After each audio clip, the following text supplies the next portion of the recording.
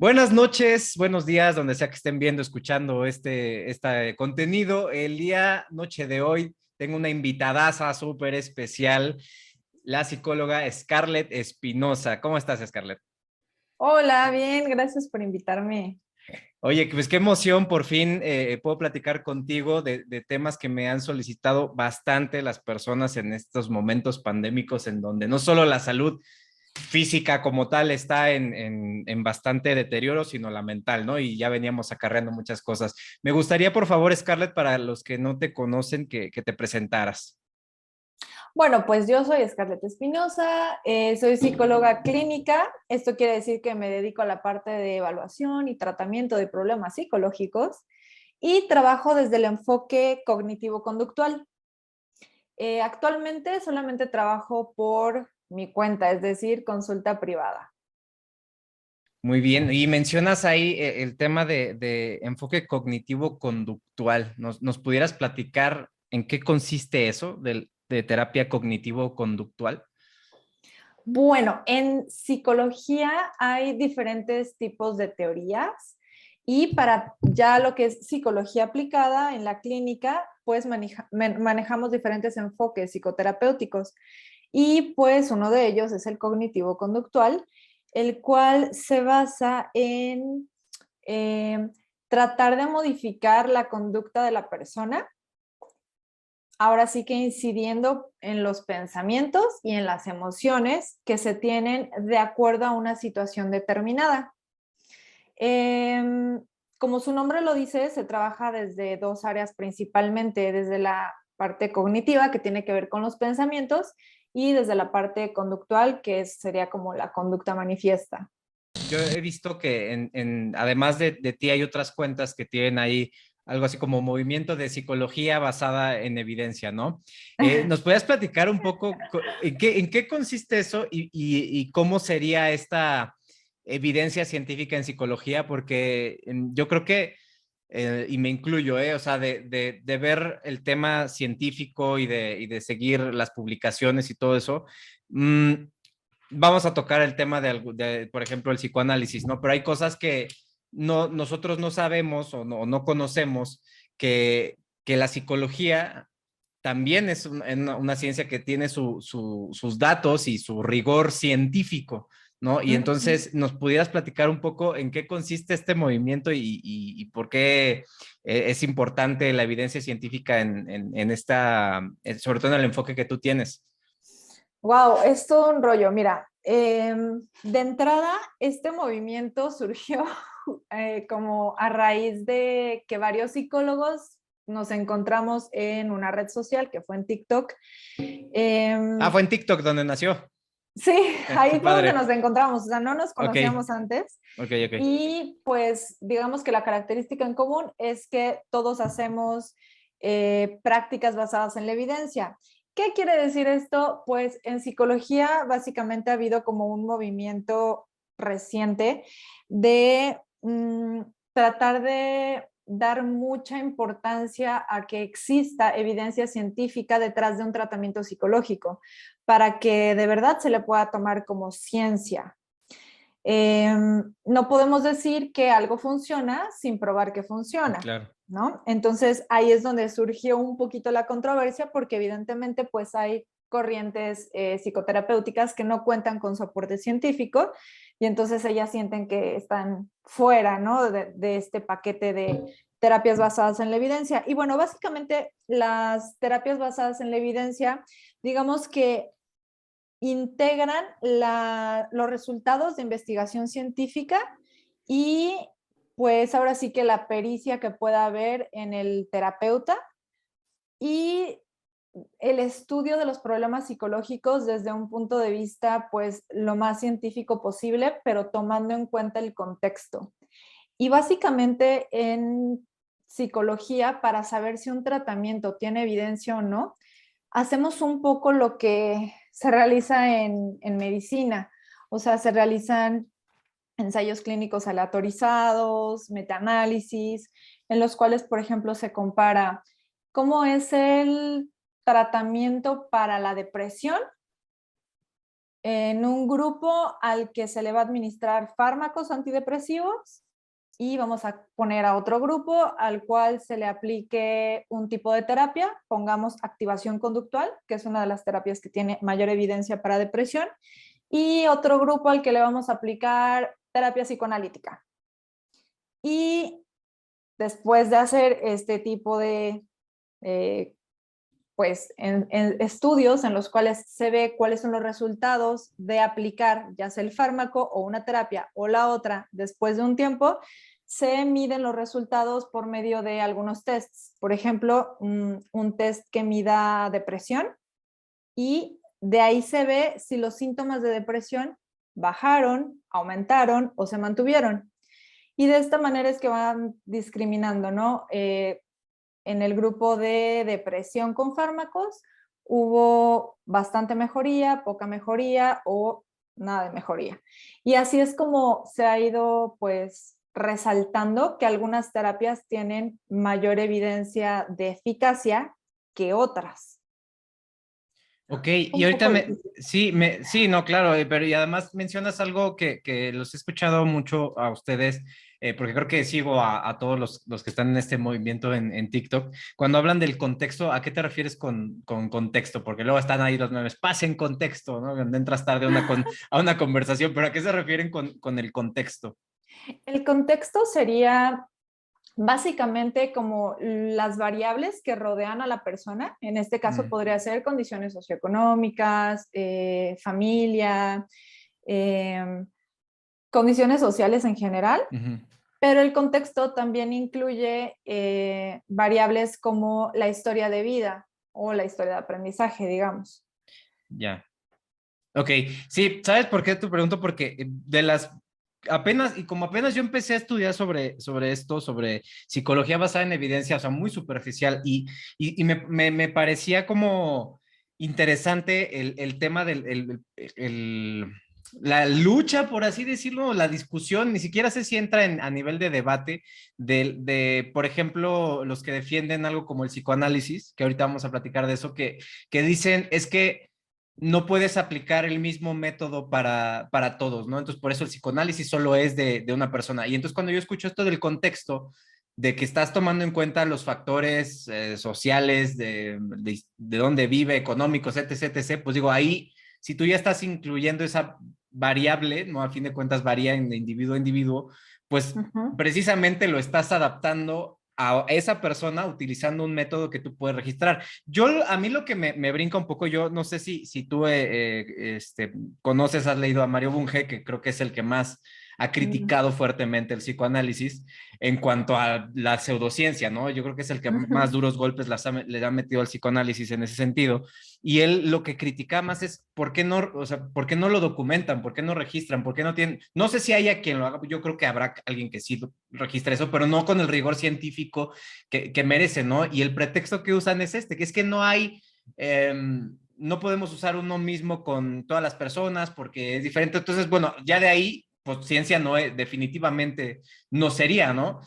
A menos Ujú. que se lleguen a someter al rigor científico y a documentarlo y a seguir este proceso que por alguna razón hasta ahora yo no he visto que quieran hacer. Entonces, ya como con esta premisa, me gustaría que tú nos platicaras qué piensas tú de esto del psicoanálisis y el famoso Freud de acuerdo a tu conocimiento, a tu experiencia y a la evidencia. Híjole, y también ahí es un tema súper controversial. Em, si alguien me ha seguido en TikTok, por ejemplo, se dará cuenta que es un tema bastante controversial porque pues el psicoanálisis se enseña como de cajón en la licenciatura de Sí. psicología y la verdad es que no se cuestiona, o sea, se asume que lo que te enseñan es cierto y ya, y debes de asumir que así es y no lo debes de cuestionar. Es hasta que llega alguna mente crítica por ahí y dice como, pero ¿por qué esto o por qué aquello? Que se empieza a desencantar del psicoanálisis, sobre todo porque como un conjunto de conocimientos puede parecer válido, sin embargo, para ya lo que es la psicología clínica aplicada como un tratamiento, por Ujú. ejemplo, para tratar una depresión, para tratar una fobia, para tratar anorexia, pues resulta insuficiente porque no cuenta con un protocolo validado, por ejemplo, y básicamente todo lo que se maneja en psicoanálisis, sobre todo el psicoanálisis así freudiano, pues son postulados hipotéticos que nunca se llevaron a comprobación empírica. Lo único que nos quedó de Freud fueron los datos que él reportaba de acuerdo a lo que él veía. Y desafortunadamente hay bastantes personas que han investigado más estos escritos de Freud y se han dado cuenta que llegó a falsear los resultados de las personas que él trataba. Entonces, pues básicamente estamos sustentando un tratamiento en hipótesis.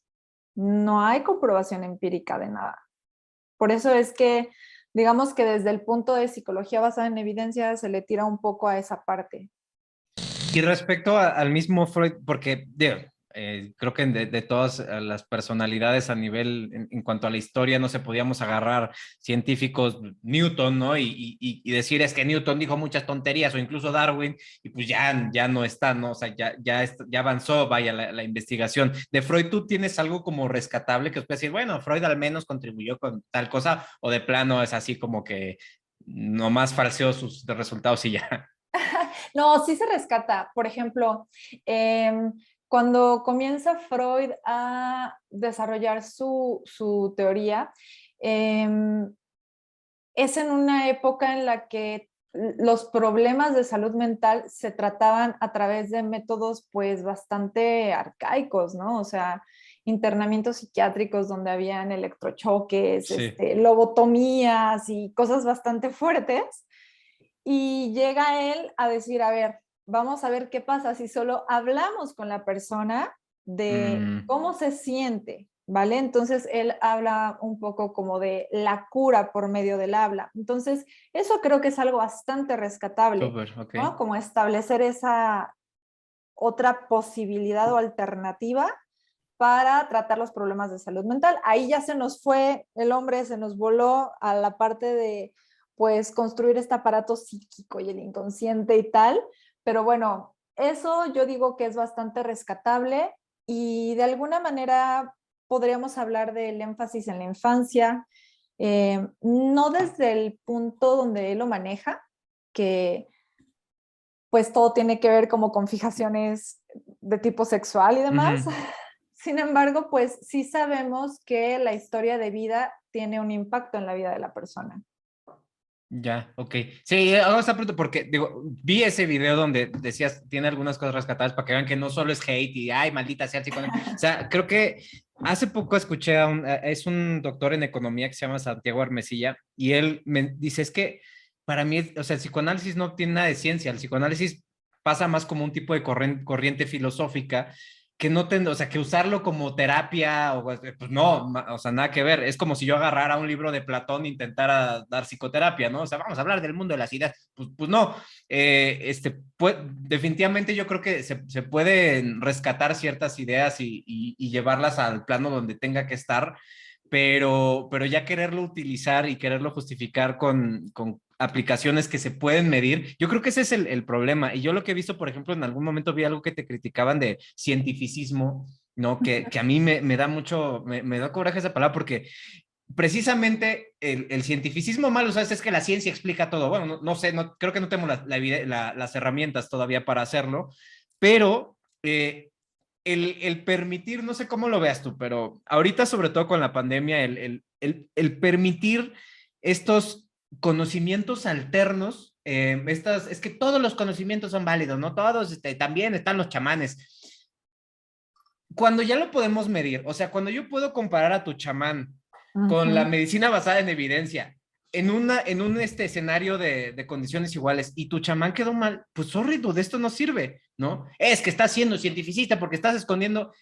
El problema es que cuando se puede medir, voy a lo mismo. Entonces, ya no estamos hablando de que todo es relativo, todo es subjetivo, es que la persona se puede curar sola. Tenemos cosas tangibles, tenemos genética, tenemos, vaya, cosas que podemos medir, ¿no? Y a mí me parece peligroso que por querer defender y romantizar. La otra vez vi un video de una persona que yo admiro mucho, que es Antropogus, que decía justo eso, romantizar los otros conocimientos como si fueran realmente tan, o sea, ya avanzamos, vaya, ya tenemos, no quiere decir que yo voy a satanizarlos y que es lo peor del mundo, pero ya tenemos forma de medir, ¿no? Y si yo voy a querer solucionar algo de mi salud mental, pues definitivamente voy a buscar algo que tenga cierta evidencia de que funciona, ¿no? Y que tenga, o sea, manera Claro. de rastrearlo, ¿no? Pero no sé, ¿cómo ves tú eso cuando te dicen a ti es que eres una cientificista y estás desprestigiando todos los tipos de conocimiento? Sí, eso me ha tocado muchísimo. Y es que, ¿sabes algo? En psicología, en Latinoamérica, predomina la preferencia por el psicoanálisis. Es lo que Sí, más se enseña, desafortunadamente. Entonces, todo esto de los tratamientos basados en evidencia en psicología es bastante nuevo. Entonces, es encontrarte con la mayoría de psicólogos que practican el psicoanálisis y pues evidentemente no es tan fácil aceptar para ellos que no tiene evidencia y por qué estás divulgando esto, ¿no? Sin embargo, si tomamos en cuenta los códigos éticos que hay en psicología, pues en estos se menciona claramente que debemos utilizar tratamientos que cuenten con evidencia científica, ¿no? O sea, por ejemplo, el código de ética de la APA lo menciona tal cual. Y debe ser así, porque si no, entonces estaríamos diciendo que la psicología no es una ciencia y que cualquier cosa puede ayudar a las claro. personas, ¿no? Una terapia con ángeles puede ayudar igual que cualquier otra corriente psicológica que aunque sea enseñada en las universidades, pues no ha mostrado evidencia de eficacia. Ese es el detalle, ¿no? O sea, no podemos aceptar cualquier cosa como tratamiento, porque finalmente sí estamos tratando con la vida y la muerte. En psicología también tratamos con esa parte. Me acordé ahorita de un comentario que me pusieron por ahí de alguien que decía, bueno, pero pues si no hace daño, si no está demostrado que, por ejemplo, una terapia psicoanalítica hace daño, ¿tú por qué te opones? Y no es tanto que no haga daño o que ya está demostrado que sí hace daño, sino que una persona que esté en una condición muy vulnerable, ¿no? Pensemos a alguien con riesgo suicida, por ejemplo, y que es sometida a un tratamiento que no cuenta con evidencia de funcionar, evidentemente sí está en riesgo. Y es un TikTok de tiempo en el que no sabemos cuándo sí puede haber un desenlace fatal. Cuando por otro lado hay protocolos validados muy específicos que dicen, hemos visto que si se hace esto, se reduce el riesgo suicida. Claro. Entonces, pues, ¿por qué, no? ¿Cuál es la necesidad de usar lo otro? Así que, pues, desde mi punto de vista, sí es bastante riesgoso utilizar tratamientos que no cuentan con esa evidencia de eficacia. Ahorita que decía eso me acordé, había guardado una imagen, creo que ya la borré y dije, ya mejor no voy a decir nada. O creo que tengo el dúo en TikTok, porque justo creo que fue Jonathan, tu doctor favorito, que le hizo un dúo a una que según psicóloga, pero era algo así como basada en ángeles y vidas pasadas. Y dije, ay, cabrón, o sea, me metí a su perfil y sí, tal cual, así dice, psicóloga de vidas pasadas, ángeles, no sé. Entonces, ¿cómo? A ver, ahorita que te estaba escuchando, me llegó a la mente esto porque justo es es una justificación que dan las personas para tratamientos con cosas como el dióxido de cloro, que puede ser una gotita en un litro de agua y no te va a pasar nada. Es la cosa, no te va a pasar nada. Entonces, no sé si funciona igual en psicología, pero te voy a poner un ejemplo, ¿no? Si yo tengo COVID leve y mi sistema inmune va a hacer lo suyo y me voy a curar, tome dióxido de cloro o orina de gato, al final no me curó el dióxido de cloro, me curó mi propio sistema inmune. Yo quizás como COVID leve no estaba en riesgo de caer por una neumonía. No lo sé porque no puedo medir cantidad de partículas virales, o sea, al menos no todos podemos hacer eso, ¿no? Es a nivel de investigación tal vez, pero yo no puedo determinar si tengo COVID, si voy a caer en el hospital o no todavía. O sea, hay algunos estudios con carga viral en saliva, pero a lo que voy es, si yo voy a tener COVID leve, asintomático y tomo dióxido de cloro, aunque no lo tome, mi sistema inmune me va a sacar. ¿Pasará lo mismo en el caso de las personas que dicen, es que yo me sentía mal y fui con la terapeuta basada en ángeles y ahora ya tiene un año que no me siento mal? ¿Será algo así de que también tendrá su regeneración, sus mecanismos de reparación y que esa persona quizás no necesitaba nada más complejo y entonces están haciendo una especie de efecto placebo que al final es tu mismo cuerpo, todo eso, o qué está pasando ahí? Sí, totalmente. En psicología también hay mucho de esto. O sea, hay algo que se llama remisión espontánea, que Mm. puede haber alguna conducta problemática que de pronto desaparece y no sabemos por qué.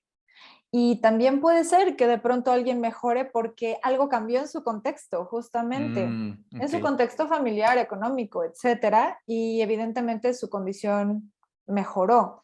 Sin embargo, cuando se trata de problemas más complejos, por Sí. ejemplo, pensando en un trastorno obsesivo compulsivo, que es algo complejo, se sabe que se requieren intervenciones muy específicas para que la persona pueda salir adelante, o problemas igual como anorexia, bulimia, deben ser intervenciones muy puntuales que de alguna otra manera no va a funcionar. Cuando se trata de problemas diferentes, quizás sí. Y ahí es donde vemos estas experiencias anecdóticas de es que yo fui a constelaciones familiares, cualquier cosa así, Mm. me funcionó un buen. Claro, sí, quizás tu problema no era tan complejo. Ya, sí, me hace total sentido. ¿Cómo dijiste la palabra que era espontáneo? ¿Qué? Remisión Remisiones. espontánea. Remisión espontánea, fíjate, y es lo mismo. Y sistema inmune te cura, remisión espontánea. O sea, era algo muy leve y no sabemos qué, pero yo soy partidario de mejor seguir un protocolo que probablemente en el caso de COVID leve va a ser un paracetamol y tal vez no lo tomas y te curas.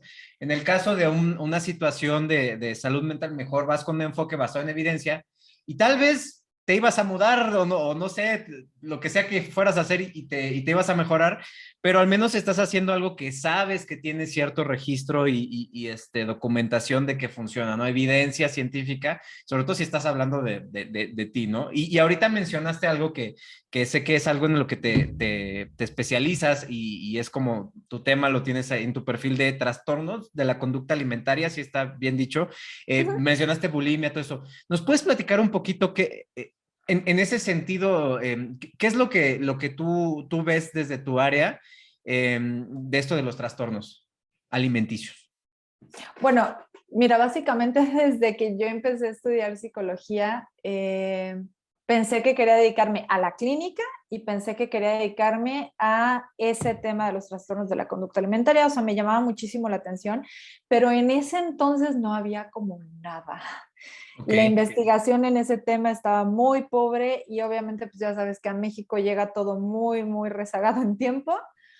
Entonces me fue un poco complicado encontrar el camino. Sin embargo, bueno, cuando lo encontré me di cuenta que justo uno de los mejores tratamientos para esa área es el tratamiento cognitivo-conductual, la terapia cognitivo-conductual. Y fue ahí como me empecé a meter por tratamientos basados en evidencia.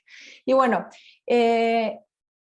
eso es a lo que me he dedicado más realmente en toda mi práctica profesional.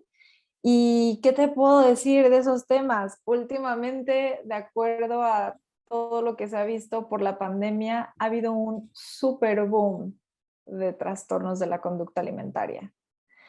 Yo considero, porque aún no lo he visto en algún estudio, no sé si ya lo haya o si ya se esté desarrollando, que tiene que ver mucho con la sobreexposición a las redes sociales que se dio a raíz de la pandemia, ¿no? O sea, ya hay mucho más tiempo para estar dentro de redes sociales y nada que lo contrarreste. Definitivamente es como la única información que están absorbiendo los adolescentes. Esta cuestión de el mundo fitness, todo sí. lo que se ve en Instagram, todo mundo es coach de, pues no sé, de nutrición, de entrenamiento. Ese bombardeo creo que ha hecho mucho daño. Ya, ok, sí, de hecho, es hasta uno, o sea, hasta a mí de pronto me doy cuenta, yo hace poco tuve 6 meses asesorado por este Adrián Herrero, y él me lo señaló, me dijo, es que ya me atoré, ya, vas en camino a un trastorno alimenticio, me dice, porque yo les estaba haciendo ejercicio y me dijo, contar calorías, que es algo que te quiero preguntar ahorita, pero te voy a decir lo que pasó, ¿no? Yo quería llegar a un resultado y me dice, bueno, necesitas tantas calorías, tanta proteína, tanto sí. Y entonces empecé a contar a mis porciones como para aprender más o menos cuánto necesitaba y que no me podía pasar y todo eso. Y de pronto había un día en que me pasaba, no sé, por 1000 kilocalorías. Y le decía, oye, me pasé. Entonces el día siguiente le voy a contar a la mitad para no, pues como para compensar lo del día anterior. Y me dijo, no hagas eso.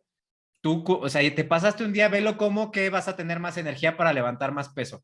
Pero no le corrijas. O sea, un día no te va a pasar nada. O sea, lo siguiente síguele igual y ya. Esto es a largo plazo, ¿no? Y yo a la larga lo que me di cuenta es que me generaba bastante estrés esto de estar pesando la comida y contando, ah, ya son 1800, son 2000, son...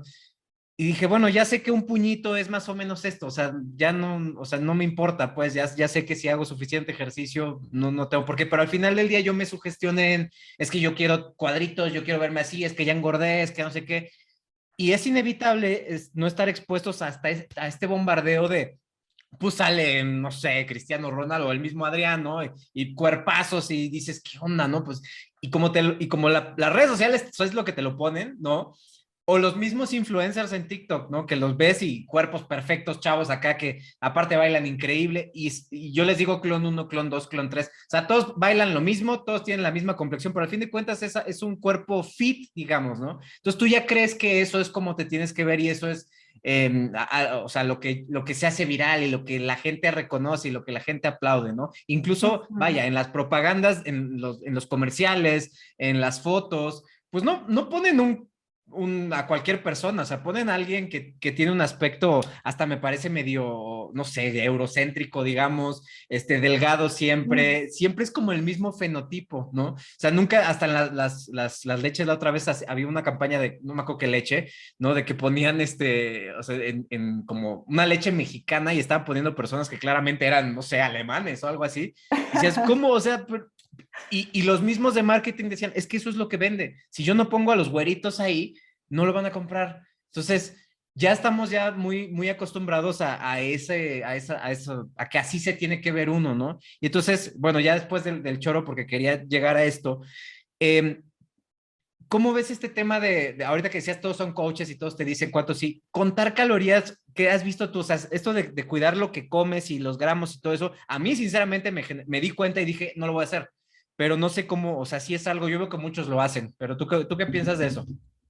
Ahí sí, sí te puedo decir que sí existen estudios serios que apuntan a el hecho de llevar una dieta restrictiva o muy controlada como un factor de riesgo para desarrollar trastornos de la conducta alimentaria. Evidentemente es un factor de riesgo, o sea, no quiere Claro, decir que por hacerlo ya, sí. sino es uno de varios que tienen que conjuntarse pues para que se lleve a cabo el desarrollo de un trastorno, ¿no? Pero sí lo es. Y sobre todo en un momento como el que estamos. O sea, lo que nos hizo la pandemia fue focalizarnos mucho a ciertos temas y que otros temas y actividades de plano desaparecieran. Entonces, pues hay gente que se ha dedicado simplemente a la parte fit, por ejemplo. ¿Por qué? Pues porque ya no puede salir con sus amigos, ya no va a la escuela o la hace en casa, ya no va a la actividad de ver a sus amigos en el parque y andar en patineta, qué sé yo. Entonces, todo su tiempo lo focaliza en algo y puede ser en esta parte de estar en el mundo fitness, lo cual incluye hacer ejercicio, comer de cierta manera, suplementos, etcétera, pero es tanto bombardeo, tanta focalización hacia ese tema que evidentemente sí puede ir creando cierta obsesión. Y aunado a esto, pues lo que decías de redes sociales, lo que nos ha ocurrido es que antes veíamos a, no sé, los actores o las actrices con un cuerpazo y decíamos, ah, pues sí, pero es actor. Ujú, Pero ahora es la chica de TikTok, que es igual que yo. Entonces, si ujú. ella se ve así, yo debería de verme así. Si ella puede, ¿por qué yo no? Y ahí es donde se empieza a meter esta cuestión de hay algo mal conmigo, etcétera, ¿no?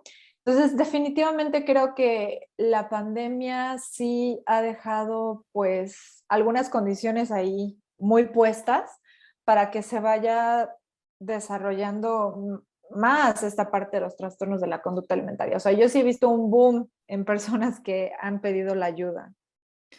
Qué fuerte. Y fíjate, de la mano de esto, a mí me cuesta mucho trabajo porque desafortunadamente, el tema de la pandemia manifestó que las personas que tienen problemas metabólicos derivados muchas veces de sus hábitos alimenticios son de las más vulnerables a COVID grave, ¿no? Diabetes, hipertensión, obesidad. Es una estadística abrumadora, o sea, no es como que, no, bueno, nada más sea el 10%, no, la inmensa mayoría tienen cuatro de estas condiciones, ¿no? Al último estudio que vi, el 80% de los que estaban, de los fallecimientos en personas vacunadas, porque pasa, tenían al menos diabetes, obesidad, hipertensión, así todo combinado, ¿no? Ujú. O sea que la vacuna no fue suficiente por esto que traían. Y Claro. todo esto, como bien nos estás comentando, o sea, se ha aumentado por el encierro, por todo eso.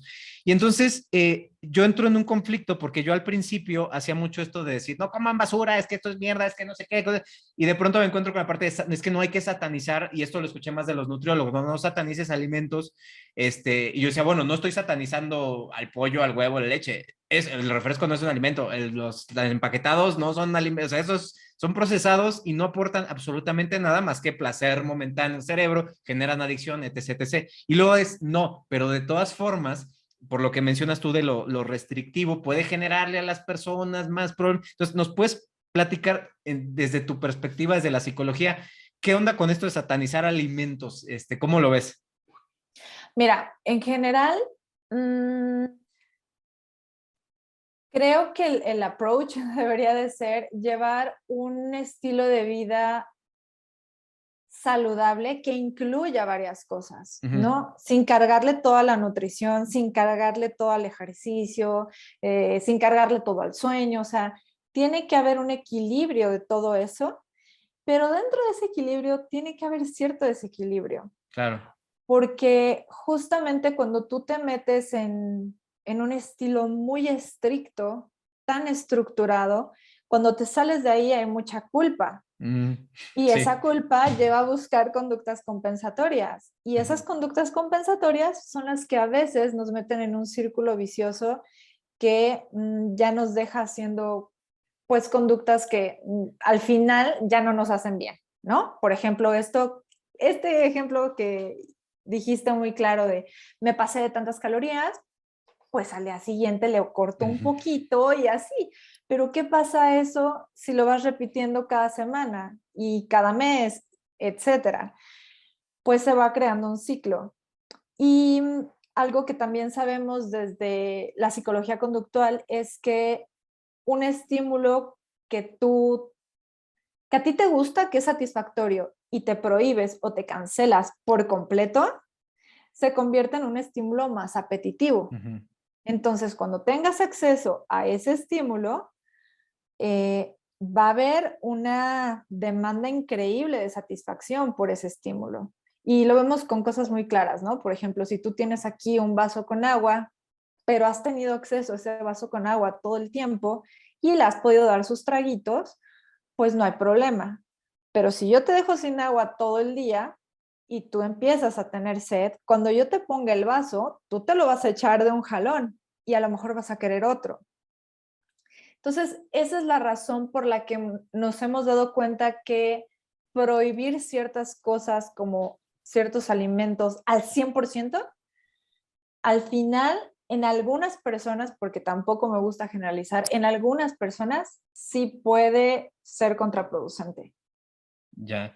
Y aquí quiero rescatar eso que mencionaste, porque de nuevo, últimamente yo mismo he dicho mucho y la he escuchado por lo mismo, la palabra multifactorial, ¿no? El enfoque multifactorial, es que no nada más es la comida, no nada más es el ejercicio, no nada más es el sueño, es todo, ¿no? Y entonces, de nuevo, el contexto, la importancia de y cómo está esa persona. Yo lo llegué a platicar con Jonathan, con el doctor, tu doctor favorito, porque él es mucho de, bueno, él ve pacientes con obesidad y ya o sea, casos muy complejos y él sí es muy de, es que tú no, o sea, si tú haces eso, el cambio hormonal, o sea, lo que a ti te está pasando es esto y hay evidencia de que esto dispara dopamina y pa. Y entonces él anda muy espantado con que nada más cómate 5 galletitas, es que no va a ser así, ¿no? ¿Cuál es el problema? Que llegan a un extremo en donde ya están como muy arrinconados y entonces ni siquiera el tantito placer así culposo, ¿no? Por ejemplo, yo me tomé una malteada y me sentí tan bien porque hago ejercicio, duermo bien, en general mi nutrición es buena y entonces, vaya, ahí entendí, ¿no? Dije, pues sí, yo sé que esto no es lo más saludable, pero tampoco ya siento culpa, o sea, ya me veo, me gusta cómo me veo, ya no, ya logré es esa cuestión de lo multifactorial, de voy a dormir bien, voy a hacer ejercicio y es un proceso largo, ¿no? El problema es ese, que si no tienes ninguna, entonces al final del día ya tenemos una razón más para empezar a cuidarnos de todo esto, que es el tema de un virus, ¿no? O sea, ya sabemos que las infecciones, las vacunas funcionan menos si tienes problemas, pero la importancia de que sea todo. Y sí me gustaría que, si nos pudieras platicar un poquito de, además de todo esto que mencioné, la importancia de la salud mental en el tema de esto multidisciplinario, ¿no? Porque yo dije, y esto me lo corrigieron a mí en principio cuando yo decía, tienes que comer bien, tienes que dormir bien, tienes que hacer ejercicio, no te metas tanta chingadera, es decir, no fumes, no bebas alcohol en exceso, no comas procesados en exceso, y la gente empezó a ponerme, y salud mental, y salud mental, y salud mental. ¿Cómo ves ese último pilar como para un estilo de vida óptimo, digamos, en el tema de la salud mental? ¿En qué me afecta a mí eso de la salud mental para la salud en general? Híjole, yo lo vería como que justo la salud mental aunada a la física son como el motor para poder hacer todas esas cosas. Si nosotros vemos a una persona con depresión, por ejemplo, que va reduciendo las actividades que antes hacía y justo por reducirlas, la depresión va a aumentar.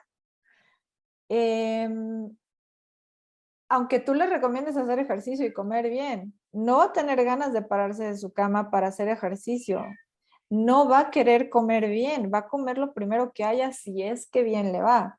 Entonces, si no está esta parte de la salud mental o la salud psicológica o cierto equilibrio emocional, por llamarle así, es difícil llevar a cabo todo lo demás.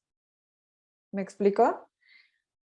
O justamente alguien que tenga problemas con la comida y que sea alguien que, por ejemplo, coma en demasía.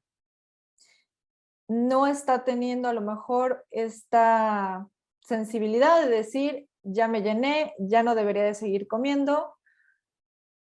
Es difícil que la metas a un régimen alimenticio, ¿no? O sea, eso es muy, muy, muy común.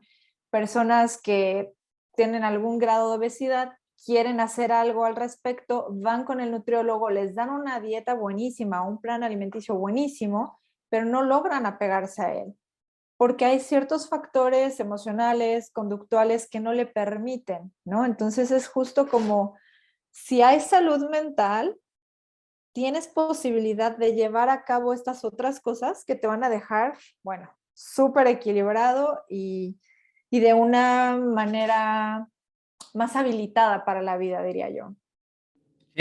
Sí, muy, muy cierto. A veces por mucho que uno tiene todo, y qué bueno que lo dices, porque a veces es eso, tenía todo, pero no pude. ¿Por qué? ¿Quién sabe? Y es cuando el famoso ve a terapia. Quiero platicar contigo esto porque lo escuché, me parece, de este Renato, que decía que para él podía ser ya hasta contraproducente decir el ve a terapia, ¿no? Y creo que tiene que ver con el tema de que apenas la psicología basada en evidencia, pues empieza a, ni siquiera sé si decir agarrar fuerza, porque creo que todavía le falta, ¿no?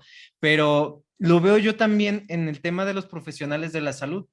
A mí me espanta ver la cantidad de doctores que mandan antibióticos a los niños o el secretario de salud diciéndolo el vaporru y el antibiótico. Entonces, pareciera que pasa lo mismo o incluso en mayor cantidad en el tema de psicología. No lo sé, digo, porque estoy yo más enfocado por mi familia y por los contenidos que hago en el tema de medicina. Pero, pero ¿cómo lo ves tú? O sea, Odindo Perón, por ejemplo, dice mucho el tema de terapias canasta básica. Ve a terapia, es que ve a terapia, sí, pero ¿con quién? Y alguna vez yo le escuché decir, no, pues el enfoque que sea. Dije, y es que no sé, o sea, yo sí creo que investigaría con quién voy a ir y qué tipo de enfoque está utilizando.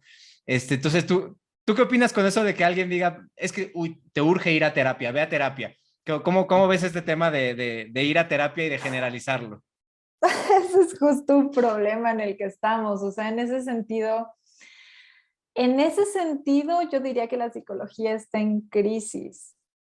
En cuanto a la psicología clínica, ¿no? Hablando de tratamientos, porque, pues aunque ya se sabe qué tratamientos psicológicos tienen mayor evidencia de eficacia, no hay suficientes profesionales formados en ellos. Mm, Y esto viene el problema pues desde la universidad, justamente, sí. desde las formaciones de licenciatura, donde no se han cuestionado que pues hay que reformar esos planes de estudio, hay que actualizarlos.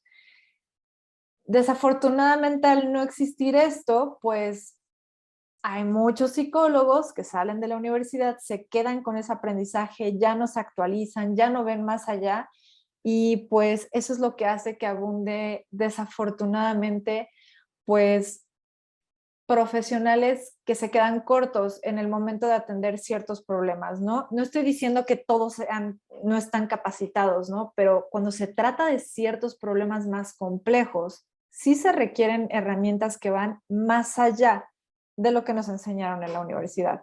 Y básicamente ese es como el motor de mi cuenta de TikTok. Ujú. Eh, de hecho, las personas que más me siguen son como psicólogos en formación. Es pues de alguna forma inspirarles a ir más allá, a tomarse la profesión en serio, ¿no? A entender que una psicoterapia no es estar en el mismo espacio que otra persona, escucharla y pasarle los Kleenex. Sí tienes que hacer cosas por resolver su problemática. Si no, no estás haciendo un tratamiento, no es una psicoterapia. Entonces, bueno, pues en ese sentido debemos aceptar que sí estamos en crisis porque no hay suficientes profesionales calificados. Sí, y me atrevo a decir que lamentablemente en tema de salud, al menos yo me he decepcionado bastante y creo que en general, vaya, yo he llegado al punto de empezar a hacer una lista de médicos que sé que no mandan antibióticos para infecciones virales, porque la gente que me manda recetas de, es que tengo COVID leve y me mandaron 4 antibióticos. Digo, hace poco hubo una controversia con un cirujano que lo demandaron por homicidio, o sea, como si el Ah, paciente que sí. se le murió lo mató. Digo, o sea, vaya, pasa y ahí es cuestión de que se asesoren legalmente en que las cirugías tienen riesgo, la anestesia, o sea, hay personas que se mueren por ir al dentista, ¿no? Entonces, riesgos hay. Pero cuando alguien te manda 4 antibióticos para una infección viral, ahí yo sí digo, eso es criminal y lo sostengo y creo que tiene manera de haber consecuencias, ¿no? En algún momento lo espero porque tenemos evidencia científica de que eso genera un daño, eso y la dexametasona antes de tiempo. Entonces, eh, yo me preocupa que estamos muy de no, pero es que yo estudié y yo soy el médico y yo soy el psicólogo, aunque sea especialista en terapias de ángeles o lo que sea. Este, y aquí yo creo que la que nos ayudaría un poco, porque luego me dijeron, ¿y tú quién te crees para decir si ese güey lo hizo bien o no, no? O sea, ¿tú qué sabes? Bueno, pues yo no soy nadie, pero está la evidencia científica. Y si yo tengo evidencia científica de que esa metodología que utilizó para sacarte de tu depresión, con constelaciones familiares, no tiene evidencia, perdóname, pero entonces, ¿cómo lo está justificando? Y si esa persona después, ¿no? Una crítica que hacía Mario Bunges, ¿le dan seguimiento a los pacientes? No. Y entonces, ¿cómo saben si, sí? O sea, en el momento que fueron a dar una plática a una universidad, me parece, y entonces él decía que era lo que más le impactaba, ¿no? ¿Cómo que no le das seguimiento? O sea, ¿cómo que no sabes qué pasó después? O sea, ¿qué tal que si después se quitó? Tú ni sabes, no tienes un seguimiento. Entonces, la evidencia científica, a lo que quiero llegar es que nos da ese juicio, por así decirlo, ¿no? Que es imparcial. O sea, ¿funcionó o no funcionó? ¿Lo documentaste? No. ¿Qué hiciste? Vaya, porque si nada más es porque a mí me cae mal alguien, bueno, pues ahí definitivamente no cuenten conmigo, yo soy muy peleonero, Pero si tenemos la evidencia científica y la tenemos ya en psicología también, pues lo menos que podemos hacer es empezar a ser un poquito más rigurosos en esas cosas, porque si no, pues cualquier libertad, así como está la salud mental ahorita, pues yo creo que pueden pasar muchas tragedias y nos vamos a enterar, ¿no? Entonces yo creo que es importante que esto que tú estás haciendo, que es admirable y junto con todos los que pues, se la están partiendo, porque es muy, el escozor que hay hacia la crítica, hacia Freud o hacia el psicoanálisis, lo veo y me parece como de, órale, parecen secta, o sea, el punto de la ciencia y la evidencia científica es que si a mí alguien llega y me cuestiona, ahí está la evidencia y no pasa nada, no es contra mí, ahí está la evidencia, pero pareciera que esto es más personal, ¿no? Es como, ¿cómo te Sí. atreves a mí? Pues es que es el punto de que esto está a debate entre, digamos, entre científicos, lo podemos ver, no puede llegar el conspiranoico a decirme que la Tierra es plana y porque sí, pero vaya, estamos abiertos al debate y cuando es con evidencia, no con Ujú. creencias y no con tonterías, ¿no? Para no decir otra cosa. Exactamente, sí, totalmente de acuerdo. Ese es justo el punto, ¿no? O sea, no es defender algo porque sí, o porque yo lo digo, o porque yo tenía un maestro en la universidad, o porque yo leí 5 libros que dicen. Eso no es evidencia. La evidencia viene de ensayos clínicos aleatorizados, de metaanálisis, y también en psicología tenemos grados de evidencia. Y pues obviamente eso es algo que la gente no sabe. Si muchos psicólogos no lo saben, Claro. pues evidentemente mucha gente no tendría por qué saberlo. Van con el psicólogo que está cerca, con el que les recomendó a alguien, no saben ni qué enfoque utiliza, ¿no? Entonces, también por eso es que hemos tratado de hacer esta difusión de parte de lo que sería la psicología científica, ¿no? O sea, sí, sí existen tratamientos con evidencia científica. Al principio yo me prendía mucho, la verdad, cuando me decían, es que la psicología no es una ciencia. Y yo Sí. decía, ay, pero ¿cómo puede ser que diga eso? ¿Qué no sabe? Pues sí, no sabe, porque si tú ubicas a Freud y al psicoanálisis con la psicología, evidentemente no es una ciencia, Claro. que todo lo que él dice no es empíricamente comprobable, no es replicable, no es ciencia. Sin embargo, sí existen tratamientos que lo son.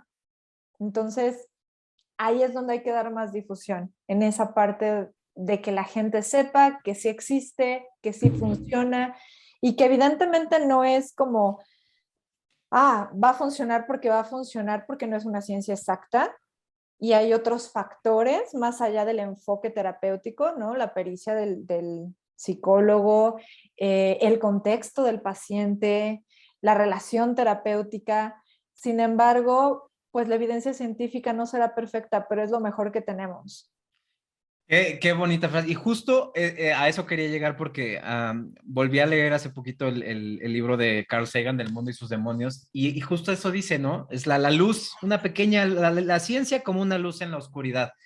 Quizás no es lo más perfecto, pero es lo mejor que tenemos. Sinceramente es lo mejor. Ahora, si ustedes, a los que critican esto de que es que cientificista, todo eso, demuestren que tienen algo mejor. No nomás digan, yo también quiero jugar porque tengo derecho a experimentar con la gente y no rendir cuentas. Demuéstrame que tiene, o sea, que lo que tienes funciona. Si no, pues entonces, ¿en qué plano estamos? Entonces, bueno, invítame a tu viaje astral, ¿no? Para que te confíe, ¿no? Porque no, es que si no crees, entonces no sirve. Vaya, o sea, yo por eso me enfoco más en eso, porque es lo mejor que tenemos. Cuando Claro. salga algo mejor, bueno, convénzanos, pero con argumentos mínimo, ¿no? O sea, porque muchas veces es que desprecias los otros conocimientos, es que no están dando argumentos, no están presentando evidencias, entonces, ¿en qué planeta o en qué lenguaje o ayúdame a entender, ¿no?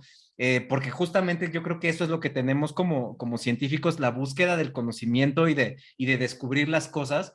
Pero si nada más me dices que esto es porque sí, no lo puedo criticar, pues a mí ya me da un poquito de roña, ¿no? O sea, y miedo, además de desconfío. Pero bueno, ahora sí que cada quien, yo pienso que en la pandemia se manifestó que la importancia de la ciencia y la evidencia científica y que la gente entienda cómo funciona. Porque tú bien dijiste, si Ujú. hay psicólogos que no lo saben, también hay médicos que no lo saben.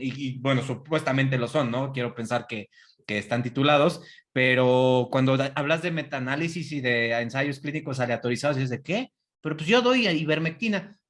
Oye, entonces yo creo que necesitamos hacer una mejor labor de divulgación y pues ni modo, nos tocó desde nuestras trincheras, ¿no? Y Scarlett, yo quiero que nos ayudes como a manera de conclusión, que de acuerdo ahorita, bueno, a la situación de pandemia que estamos viviendo, que nos ha dado duros golpes en temas de salud física por las secuelas pulmonares, circulatorias, etc. Pero además hay un tema de salud mental que está relacionada con daños al cerebro, ¿no? Vaya, cerebritis, le digo yo en general, ¿no? Hay secuelas neurológicas que se están observando en cuanto a que hay depresión, ansiedad, niebla mental, o sea, una cantidad de cosas que este virus genera, más las que no son directamente relacionadas con COVID. El encierro, la sobreexposición a lo digital, la pérdida de empleos, o sea, un montón de factores socioeconómicos que también nos están pegando. Entonces, a mí me gustaría que tú nos dijeras desde tu perspectiva, como ¿qué nos sugieres como para nuestra salud mental, como para cuidarla, ¿no? Vamos a terapia, ¿con quién vamos? ¿Qué hacemos? ¿Qué no vemos? O sea, ¿tú qué le dirías a una persona que te diga, sabes qué es que la pandemia me está fregando? ¿Qué consejo me da Scarlett para no Yo morir? creo, yo creo que en general sí hay que tratar de ver esta parte de cuidar cada área de nuestra vida, ¿no? O sea, no poner todos los huevos en una canasta, Ujú. ¿no? Sino decir, voy a cuidar mi alimentación, voy a cuidar la parte de hacer ejercicio, voy a cuidar la parte del contacto social, en la medida de lo posible, hablar con mis amigos por videollamadas, hacer reuniones por Zoom, estar muy al pendiente de mis familiares, esa parte de las redes sociales, pero no las redes sociales de cibernéticas, ¿no? Sino el apoyo social real es súper importante que se mantenga. Tratar de mantenernos activos y tratar de, en la medida de lo posible, dirigir nuestras actividades a aquellas áreas de valor, ¿no? Si a ti te gustaba pintar e ibas a una clase de pintura y ya no la puedes hacer, pues no la dejes, no estés esperando a que abran la clase, o sea, busca una alternativa y síguela haciendo si eso es importante para ti. Y bueno, evidentemente si notas que sí hay algo en tu estado de ánimo, en tu manera de sentirte en el día a día, que te está obstaculizando el realizar tus actividades, pues como de trabajo, de justo hacer ejercicio, etcétera, acudir con un profesional. Pero pues justamente aquí tendríamos que checar que de preferencia sea un psicólogo clínico que tenga cédula profesional y que tenga alguna formación de posgrado en terapias basadas en la evidencia. Tengo que decir que tiene que ser así de preferencia, porque pues de nada sirve ir con alguien que tenga, no sé, doctorado en terapia transpersonal, porque pues no sabemos si eso le va a servir, ¿no? Y la verdad es que mucha gente me ha llegado así de, estoy buscando terapia cognitivo-conductual, y yo, ¿por qué? Porque vi en Google que servía para ansiedad. Podemos usar esas herramientas. A veces buscas en Google cuál es el mejor tratamiento para depresión, para ansiedad, para anorexia y te puede arrojar buena información. Entonces, tratar de confiar un poquito más en eso y no tanto en, me dijo la vecina que vaya con tal. Claro, pues me parece una excelente conclusión. Busquen lo que los hace felices, hagan un conjunto de hábitos que los mantenga sanos. Yo, por ejemplo, eh, lo he observado, esto es anecdótico, pero por ejemplo, mi novia sufría crisis de ansiedad. Todavía a veces le pasa, ¿no? Pero conmigo, pues ya te imaginarás los hábitos, el ejercicio, comer bien, todo eso. Entonces empezó a hacerlo. Me dice, es que disminuyó considerablemente, o Ujú. sea, salud intestinal, aparte ya va con este psicoterapeuta cognitivo-conductual, pero pues ella, la misma terapeuta le decía, es que necesitas mejorar tu alimentación, necesitas hacer ejercicio, necesitas dormir, ¿no? Y ahí es donde te das cuenta, eso le decía, es que esa es evidencia científica. Ella sabe que si tienes bien salud mental, física, hábitos, es así de sencillo, no es encomiéndate a Freud, o sea, no es nada de eso, es realmente, es relativamente sencillo, pero a veces hay cositas que nos frenan, ¿no? A veces necesitamos responderle a alguien en cuanto a que, híjole, vamos a hacer ejercicio juntos, vamos a comer, no sé, hay que encontrar el punto, ¿no? Y de preferencia yo estoy de acuerdo contigo, buscar enfoques basados en evidencia, porque es la mejor mejor herramienta que tenemos. Cuando salga una mejor, miren, estamos abiertos a ver, a revisarla, no vamos a aceptarla sin meter las manitas, ¿no? Y pues tienen que aceptar eso. Entonces, Scarlett, te agradezco muchísimo tu tiempo y todo el valor que nos aportaste en esta plática. No sé si quieras agregar algo más. No, nada, muchas gracias por invitarme y pues cualquier cosa me pueden buscar por ahí en mis redes sociales. ¿Dónde te podemos seguir? ¿Cuáles son tus redes? En TikTok estoy como SIC Scarlett Espinosa, en Instagram igual, SIC Scarlett Espinosa y en Facebook psicóloga Scarlett Espinosa. Muy bien, entonces ya están viendo ahí, van a aparecer las redes sociales en la pantalla para que sigan a Scarlett. Y pues nada, de mi parte es todo. Scarlett, nuevamente, muchísimas gracias totales por haber estado en esta plática. Gracias a ti, bye. Bye.